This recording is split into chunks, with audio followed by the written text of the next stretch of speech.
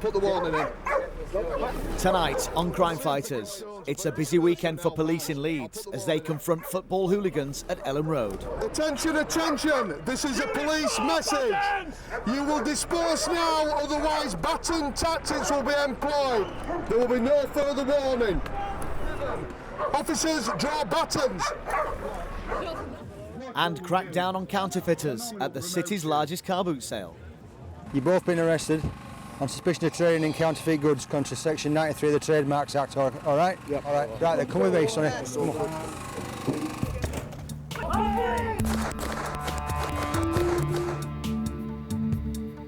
You trying my patience?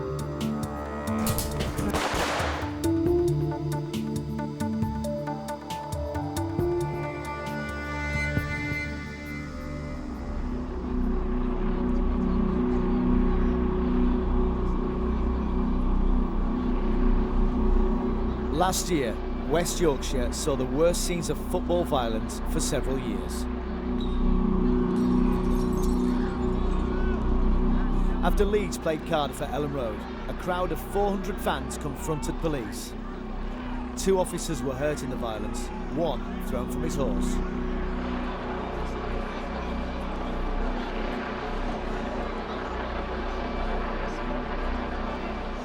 Police launched a massive investigation, appealing to the public to help identify the culprits. Last summer, 15 people pleaded guilty to a fray. 14 are now serving sentences of up to 21 months, and all of them are banned from attending football matches for up to 8 years.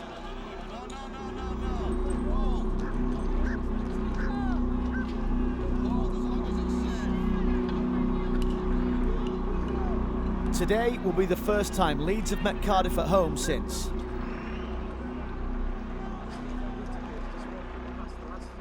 Probably, apart from the 1980s, that was probably the most prolonged violence that we've faced at football for quite some time.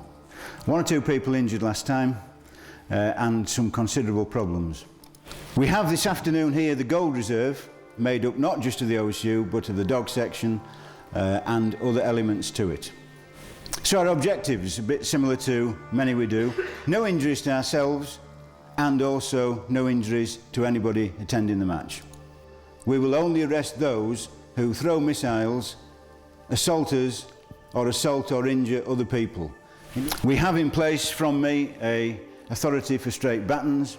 We want everybody in full protective equipment, pads and NATO helmets. If we need to push people, if we need to move people, if we need to use straight batons, providing the reason is lawful, then Section 3 enables us to do that. As people start to arrive, there's already a heavy police presence. The number of Cardiff fans has been limited and their arrival carefully coordinated. They've all travelled by coach and police escort them into the ground. Apart from a couple of minor arrests, the afternoon gets off to a quiet start.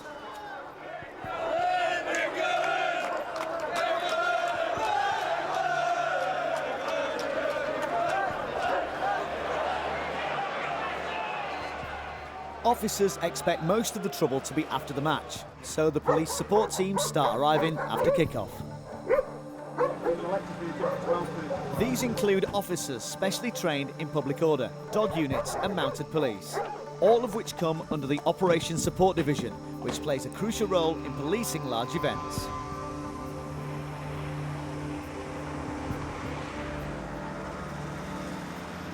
At half-time, Dick Rothwell gives his command team a final briefing. Probably about 10 minutes before the end of the game, when everybody else starts moving into their positions, then we will move into and take that junction. Not actually at Billy Bremner pavement, but taking that junction. When the game finishes, for the first 10 or 12 minutes, there'll be just general encouragement to allow people to leave. No shields initially, but shields in the van that are going to be right up behind you and going to follow wherever you go. The vans will be right behind you. Cardiff are winning 1-0, as you probably know. That'll be an interesting twist to it if we get to the end of the game and they're still winning 1-0. Police aren't taking any chances. The support teams are kitting up in full protective gear.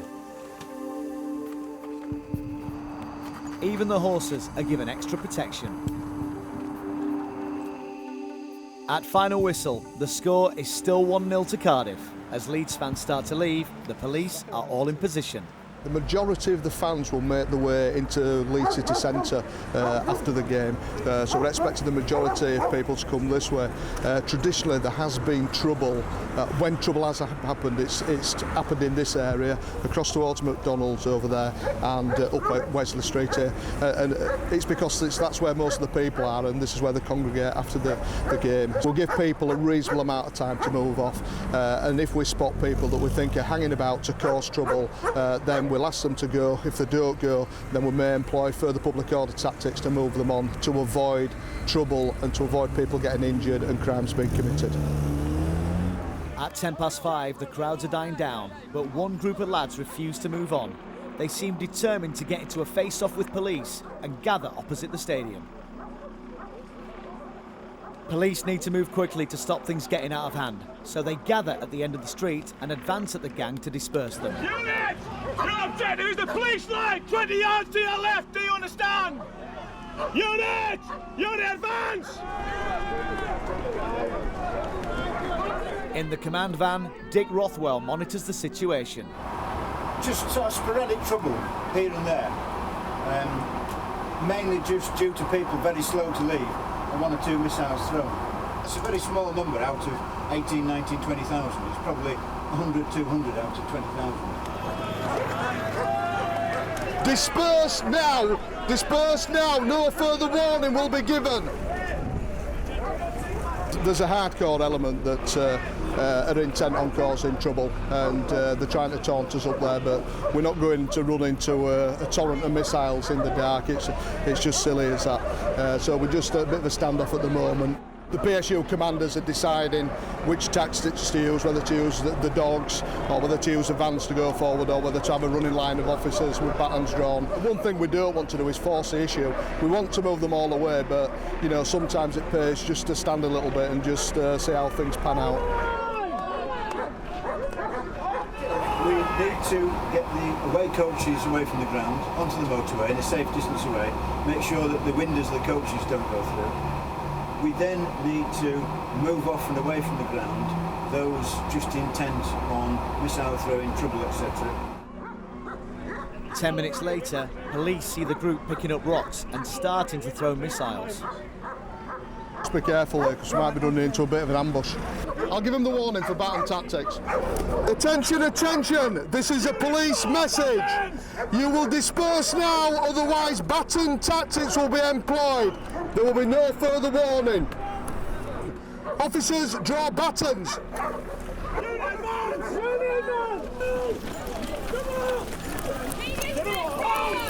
Hold the line. Hold the line.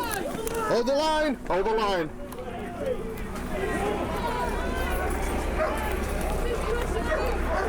Could quite clearly see that there were a group coming together who were intent on causing trouble. They were covering their face, also picking bricks and other debris up off of the floor to throw at us. So the best tactic we can employ at this time is to keep advancing in this manner with baton drones in order to disperse them. It prevents them causing us injury, and it prevents injuries to them because they're keeping the distance. And as we're pushing them up the hill, they're getting fewer and fewer, and hopefully we'll have dispersed them so much so far. It's time for reinforcements. Go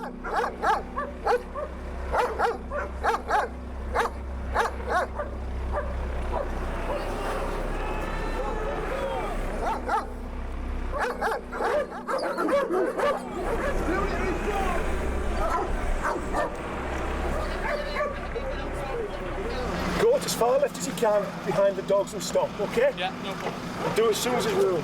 The tactics have worked. The group breaks up and starts to move off. Is it all over? Have they all gone? And then another for 8. Might as well leave that them. many, yeah. Yeah, might as well leave them. They seem to have. Withdraw back onto the car park. Yeah. Right. Well, we're withdrawing now. They're fully dispersed up there. There's only 4 or 5 people up there, and they're being compliant and behaving themselves at the moment. So we'll just, just withdraw and see if there's any problems elsewhere. Luckily, there aren't, and police can start to move off.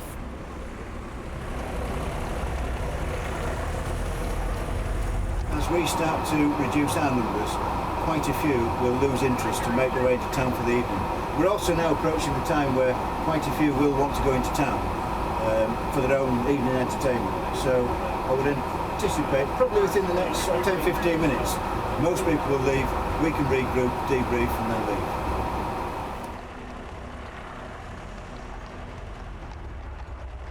Much less trouble than last year, partly due to us being very, very well prepared, having the use of 24 horses, numerous dogs and the ability to seek trouble early and catch it at a very early stage.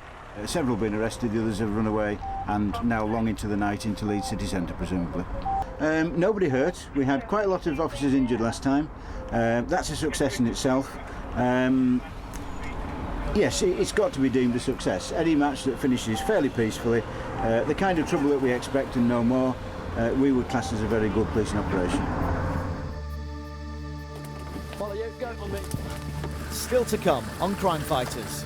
Police stage a surprise attack on dodgy market traders. That one. Right, stand still! 2-1, we got runners down aisle 2.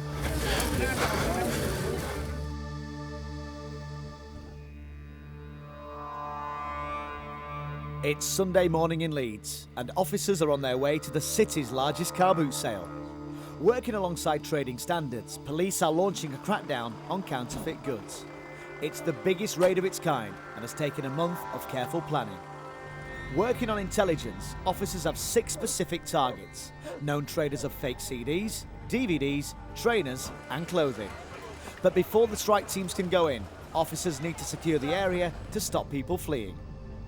We're just waiting for the go-ahead from the operational commander. All the containment's in position and we're just waiting for the arrest teams and the strike teams from trading standards to look at the particular subjects on the site.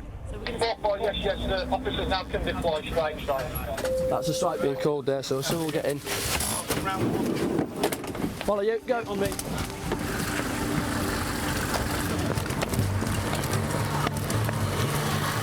That one. Right, stand still!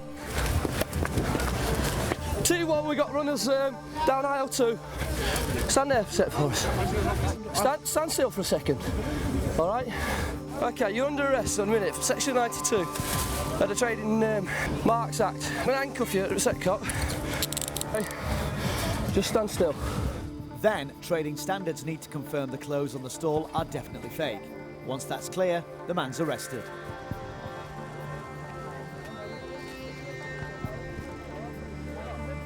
We'll get you up. We're going to get you sorted, fella. All right? Can you just take them keys out? No. The vehicle keys you've got on you, you're going to keep all in your possession because I want those keys. We're seizing all the property now. Trading standards, they're identifying what's fake and what's not. They will deal with that. We've done the arrest phase for them, and they've got the knowledge on that, so they'll take over from there. This person will now be taken to the police station, be lodged and then interviewed regarding the offences by trading standards. All right, grab a seat in there then, fella. Just have a look under your hat first. Right.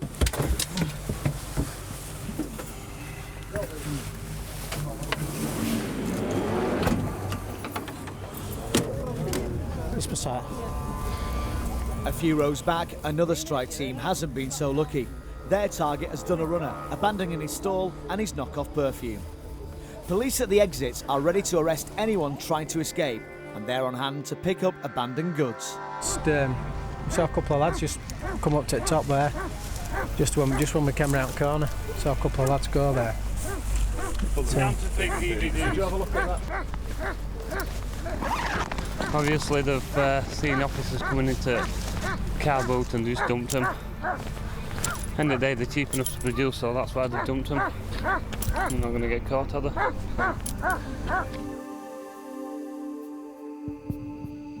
Britain's black market in counterfeit goods has almost doubled in the last 5 years. Fakes cost UK industry a massive £10 billion a year. Today's raid will seize over £1 million worth of DVDs, CDs and clothing. Where'd you get your stuff from? Which ones? trains? Them ones, I can give you names and addresses if you like. Whereabouts though? Barnsley, Manchester. Experts are on hand to help police identify the fakes. Some of the copy trainers on this stall are so good, it's virtually impossible to tell them from the real ones. They're okay. See there where it says Tarzan? Yeah. The actual N is a H. Yeah. Yes, it is, yeah. Instead of having plastic heel counter, it's cardboard. We'll be taking these from Mr. I'm going to seize these under the Trademarks Act because Can I make a note of them? You can do. I'll give you some paperwork. See on this one there's a spelling mistake. That should be torsion on there. No, that's fine because I'll just take it straight back to the guy. Yeah.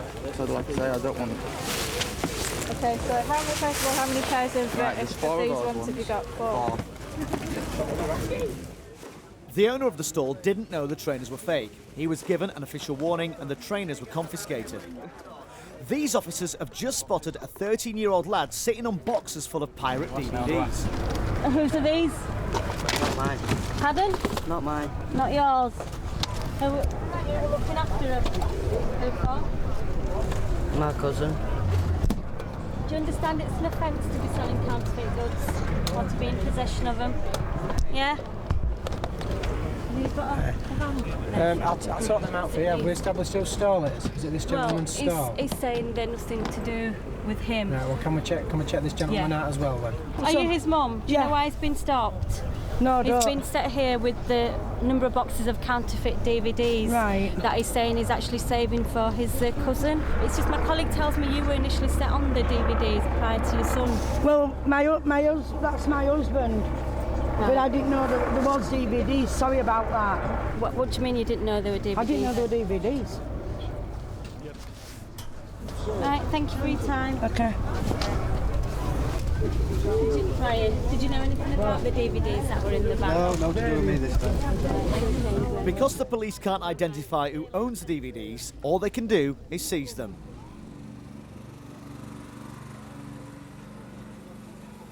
Excuse me, fella. Step away for you, please. Sergeant Dave Riot wants to talk to a couple of lads he's seen packing up a stall. He's slightly suspicious that they're getting ready to close at 9 in the morning. Hi guys, what's made you pack up? Because of the heavy presence. Why should that put people off?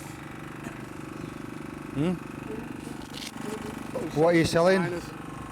What are you selling? Some trainers. Some what, trainers? Trainers, yeah. Just trainers. Dave calls in an expert to look at their stuff and see if it's fake. As well as trainers, they've also got a van full of clothes. This is counterfeit, Henry Lloyd. Sure of it. They're counterfeit. Locking them up. Yeah. You're locking them up. Yeah, he needs locking up. Right. Listen to what I'm going to tell you. Yep. All right. You've both been arrested on suspicion of trading in counterfeit goods under Section 93 of the Trademarks Act. All right? Yep. We're just going to put you in a van for the time being until we get this transported away. All right. Right then, come with me, sonny. Come on.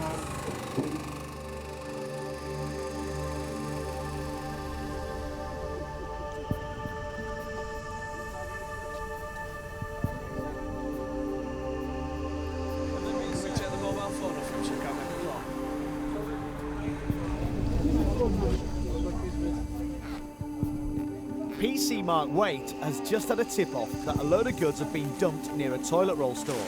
It turns out to be more rip-off clothing. We got two separate lots of information to separate teams of officers. Some said there was some here, and we had information that there was some somewhere around this toilet roll store, so tied the two in together. The natural thing is that once we've identified where it is, nobody knows who's been working the stall or whether it has been somebody. We can't prove it, nobody's actually seen it being done. So when they see the police moving in, they just leave and run, do they? Yeah, a lot of them have sort of back up and go. Yeah. Underneath the toilet roll. All this stuff. There's a load of Versace jeans and all. Whilst going through that, they discover a load of trainers stashed in another stallholder's van. He doesn't know who's put them there. Be extremely careful that people aren't coming and dumping stuff in your van. This is why I locked the back door. I know. Right. I don't The see back how door they've might be done it. locked. If this door's not That locked, I can't door's see how open. somebody's got in here and stacked them up. And stacked them up nice and neatly in there without any of you seeing Well, I it. presume back there again you can lock the back door as well if you just press on the lever. If the back door was, you just press it and it is open. It's locked now. Yeah. All this is mine. I mean, all these are tools, look. Right, okay. That's all I sell. I don't do anything. Okay, well just make sure nobody comes and dumps anything in your van. Alright? Where's that? I've done to lock that door. Okay, get it all locked up now.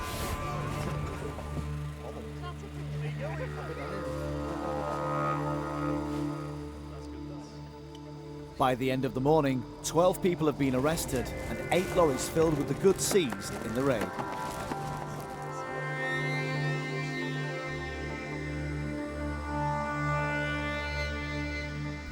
Right, this is the store where we've got all the goods seized from Cross Green on Sunday. Roughly, there is about 30,000 items here, with an approximate street value of about £1 million. It's a considerable big haul. This is the biggest one which we've done in West Yorkshire. The range goes from everything from tracksuits, perfumes, watches, handbags, CDs, DVDs, coats, any conceivable designer you wish to know, we've got them all here. We've got your Prada. Now Prada this year has been quite popular to be copying. As you can see, it is a cheap and nasty coat. That's one of the things we will look at straight away. They were actually selling these for around roughly £40, £50. As you can see, it's got all the tags on it, the label them up, has looking like the real McCoy, made in Italy. And unfortunately, the consumers sometimes believe they are buying a genuine item. Counterfeiters, they can be very, very lazy. And what they will do is they will actually just buy a load of tracksuits with no names on them, and they'll just put on embroidery, different logos. So they see that one's Nike, and that one's Lacoste, and they'll put the swing ticket on, and just embroider it with the logo. People do think that it's a victimless crime. They actually do believe that this type of items is a kind of Arthur Daly, Del Boy kind of crime, and it's not. We do know there's a correlation here between a counterfeiter and the manufacturer of counterfeiter and major organised crime who are selling drugs, prostitution and terrorism.